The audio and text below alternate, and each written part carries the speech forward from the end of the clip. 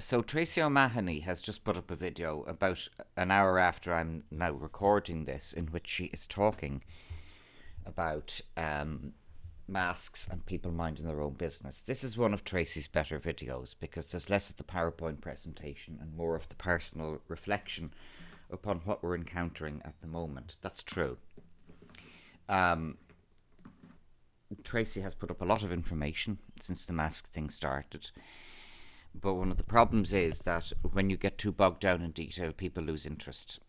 So this much shorter video of hers today is both interesting and relevant and very much on the point. It's linked in the description below. I am tall and I am big and I am confident and I am fearless and I have a quick enough sense of humour to be able to deal with those who decide to arrogate upon themselves the role of personal policeman when they decide to accost me for not wearing a mask in the supermarket. My own personal experience of not wearing a mask anywhere since the 1st of August of 2020 has been very, very consistent. I haven't had any trouble. I haven't had any trouble from the Gardaí, not from people owning or running shops, banks, post offices, anywhere. On less than 5 occasions, less than a handful of occasions, I have been asked to wait outside and be served outside, or wait outside until every other customer has left the shop. Or they can just serve me outside, they've said. So I said no to serve me outside. So I suppose there's an element of my own behaviour insofar as I'm sympathetic at the fact that managements and staff in shops are dealing with, in my opinion, an extremely difficult situation which has been imposed upon them very cynically and manipulatively by very bad forces. But if you own a country shop or if you own a medium-sized supermarket in a village or medium-sized town somewhere in Ireland, you're not making Irish NGO salaries here. They have to kind of be careful about making ends meet. There was something online about 2 weeks ago about a shop somewhere in Kilkenny that had refused entry to people. So I rang the shop to get their version of events, and the shop said, firstly, they said, we refuse service to nobody, but if somebody is not wearing a mask, we ask them to wait outside and we serve them out the door. They can ring us on the phone outside to us in the shop and we'll go and get their list for them. And then we'll charge them. They can pay with card or cash out the door. Well, I said, that's reasonable. I said, it mightn't be very pleasing to people, but I said it's not unreasonable for you to put in place those circumstances. And then the person in charge went on and said, we've had a lot of outbreaks of COVID recently and people are alarmed, and frankly, she said, we don't want to turn away our regular customers who choose to wear a mask and who find it alarming to see somebody who's not wearing a mask. Look, I said, I sympathise.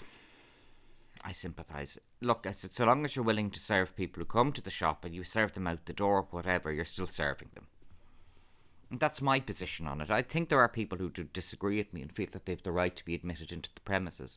I wouldn't assume that you have the right to be admitted into the premises so long as they're serving you out the door. Now, Tracey makes some very good points in today's video in which she's talking about the fact, and this is a fundamental thing, and I agree with Tracey 100% on this next point. Your medical circumstances, while you claim a reasonable excuse for not wearing a mask, are your own. People can be very, very sensitive to their medical background, particularly if they are victims of trauma. There are people who, for other reasons or broad reasons, would find wearing a mask traumatic and distressing. I believe that there are more of them out there than we are being told about.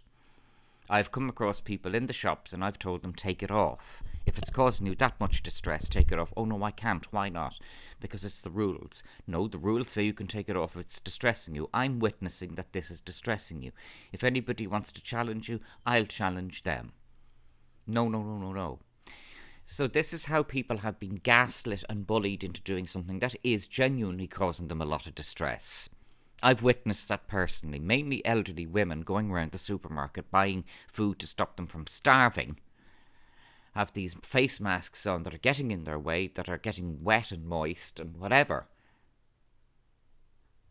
And at this stage of their lives, these people should not have to either be forced to wear a mask, although they're not being forced to really, or should not have to justify themselves to anybody. My experience consistently of all shop staff and bank staff and post office staff and anywhere else I've gone has been that they've been polite and that they have accepted my exemption on the terms that I've stated it. That cannot be said for many other customers. That cannot be said. One individual called the Gardaí on me back in December, and when the guards came, they were told by the management of the shop that I had permission to be on the shop without a mask. This individual was also informed by the Gardaí, or by the shop management, that I had permission to be there without a mask, but he insisted on wasting the time of 2 members on duty coming down basically to deal with his frivolous nonsense. I think he may be served with my summons within the next day or 2. Because I'm not going to stand for that. This is an individual now who has other issues dating back several years with me. So it's not just to do with masks. And indeed, the issue with masks was a frivolous effort of his to pursue a much bigger issue, which I won't bore you with here. But I'm not going to stand for that. I'm not crowdfunding or anything, and I'm not going to use lawyers. I'm going to represent myself, for better or worse. But I'm not going to tolerate that. This individual, this private civilian who thinks he has the right, first of all, to know about my medical history, and secondly, then to go and waste police time. Although the management of the shop had hitherto told him that I had permission not to wear a mask. No, I'm not going to have that. I know who he is, I know where he lives. He'll be summoned probably by a summons server within the next 48 hours. Good luck. Good luck. So he's going to have to explain in court why he did that. Good luck. So I'm not having it.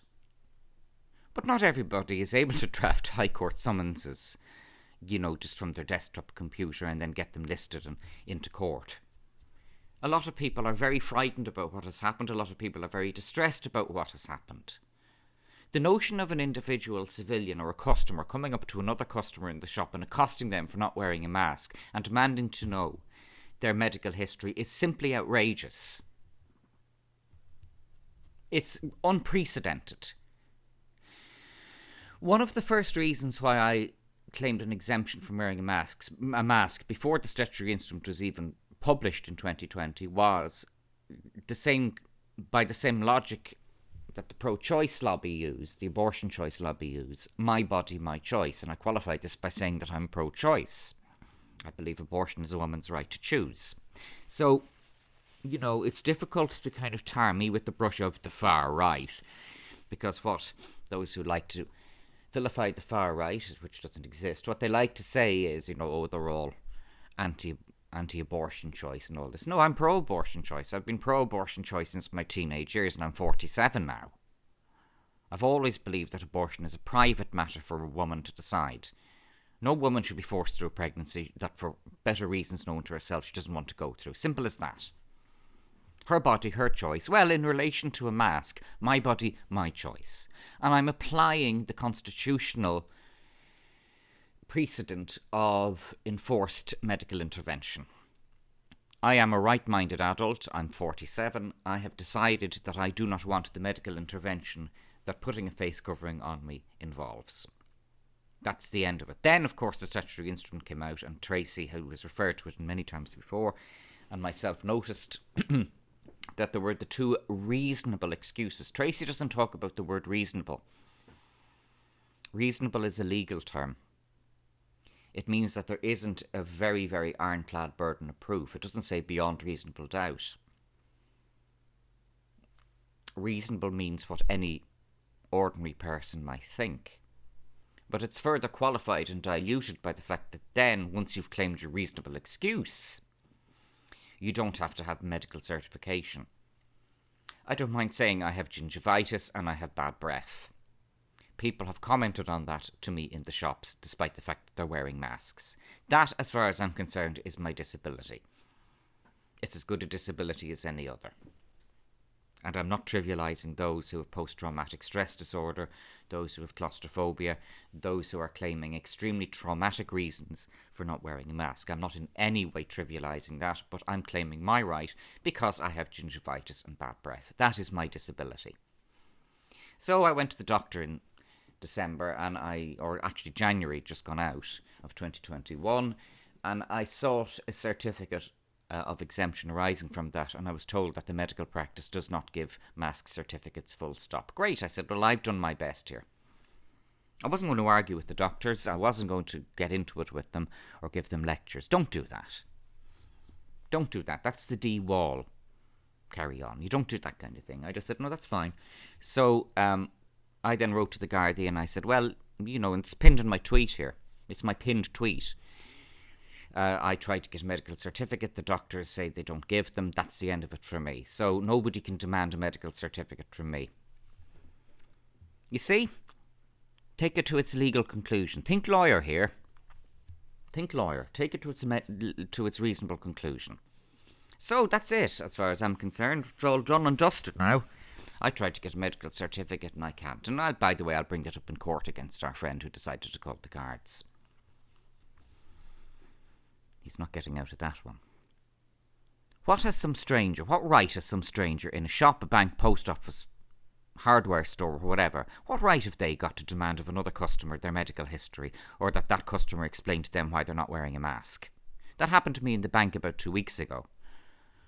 I went into the bank and a woman says to me, another customer comes in, she says, where's your mask? I said, excuse me, I want whoever's in charge, please. I went into the full Karen mode. I want to speak to the manager.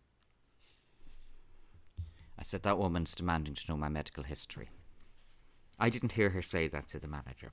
I said, I have an exemption from wearing a mask. Do you claim an exemption to the manager? Yes. I said, okay. Well, we didn't hear her say that. I said, she demanded to know why I wasn't wearing a mask. We didn't hear her say that. I said, that's all right, I heard her say it. I said, go over and ask her. By this stage now, she'd gone quite far down the shop but was listening to all this. So then an owlfella was walking past on the way out, one of these golf clubby types. He says, you are spreading the infection for all of us. Okay, I closed the emergency door and I said, no, you can sit down, Grandad, till I call the guards. And the manageress said, no, I'll call the guards. I said, no, I'll call them first. I said, because I didn't come in here to be harassed by strangers. And an assistant manager said, he's entitled to ask you your history. No, I said, actually, I'm afraid he's not entitled to ask me my history. I demand to know, said the man. I said, I think you've spoken enough now. Stay in your seat till the police arrive. And the manageress said, you're blocking the door. I said, I know. I said, I'm just blocking it till the police arrive. I said, because, these two people have taken it upon themselves to question me. I said, let the police question me. I said, and I'll tell them what I'm telling you. I don't have to have a medical history. I don't have to show you certification. But people can't get in and out, she said. Well, I said, you need to be more careful about the conduct of your customers then, don't you? No, she said, I didn't hear them say that to you. I did say it, said the man. Shut up, she says to him. So this outlaw was continuing to dig himself in. I said, there you go. I said, he's admitted to it. He's admitted to harassing me. Oh, please, she said, people are trying to get in and out. So I opened the door and let them all get out. Then I wrote to the manager of the bank and I said, make sure that doesn't happen again. And I got an apology. So you must remember that if you are not wearing a mask and you're claiming an exemption, you're not a criminal. You're not breaking the law. These people who come up to you that Tracey describes, they're breaking the law because they're harassing you. They're committing what could be possibly argued, although it might be extreme, in fact, to argue this. They're committing a breach of Section 6 of the Public Order Act. Abusive, threatening and insulting behaviour in a public area. It is abusive and threatening to demand a person's medical history. I'm confident, I'm big, I'm fearless. I'll stand up to them. What if you're somebody, as Tracey described, what if you're somebody who has been a victim of rape? And in some instances, rape can involve people being smothered or having their faces covered. There can be this sadistic element to rape. And what if these people have been deeply traumatized by that, and for them wearing a mask would trigger that? How dare anybody approach a person? How dare anybody think they have the right to demand a stranger's medical history and that a stranger account to them for not wearing a mask? The only person who has the right to approach anybody in a shop who's not wearing a mask is a member of staff or the management. And my experience of being questioned in that regard is that they've always been courteous. They said, Why are you not wearing a mask? I have an exemption. Okay, end of. At the same time that this statutory instrument even puts people in this position is itself questionable. Have I got an action against the state? At this stage, no. Because I can't say that I've really suffered from this. Tracey talks about abusive remarks made on social media. Well, now look, people said nasty things on the internet, you know.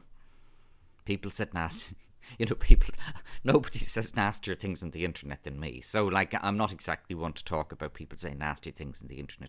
Listen, Tracey, they say nasty things on the internet, you know. Looking at the level of, I'll use the word charitably, debate in relation to not wearing a mask on the internet, particularly on Twitter. It's interesting. I mean, Twitter can be great crack.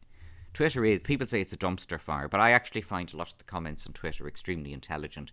There's one particular soy boy put up a tweet condemning Aldi Ireland for not going around enforcing masks, and the responses to it have given me a pain laughing. He blocked me, I can't think why, but, you know, these virtue signalling goody soy boys on Twitter talking about how some supermarket refused to go round questioning people about their medical history and demanding they wear face coverings. One person put on a remark: Sean, you're a loser. It kind of reminded me of an agony aunt. It reminded me of these kind of 1980s agony aunts you see in British telly. Sean, I've read what you said and it's very interesting, and I have to say really that you're a loser. And, you know, it's, you know, like, it's social media. People will say all of these kind of things on social media, but I haven't got to the point here, really. The level of argument against the people who don't wear masks is so debased and so infantile on Twitter, and so lacking any degree of substance. So in other words, there's people who just come out with abusive remarks. There's people who say, wear a mask. Then there's the people who are, you know, the virtue signalling soy boys. If that's the best they can do, could you please up your game? Please, you know, come on.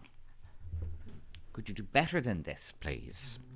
So I wouldn't worry about people saying nasty things on the internet. You know, I'm very much a proponent of internet freedom, so long as people aren't making specific threats of violence against a person, and so long as people aren't making explicitly defamatory remarks against a person, then the rest of it, I'm afraid, it has to be a free-for-all. If you don't like it, don't go on the internet.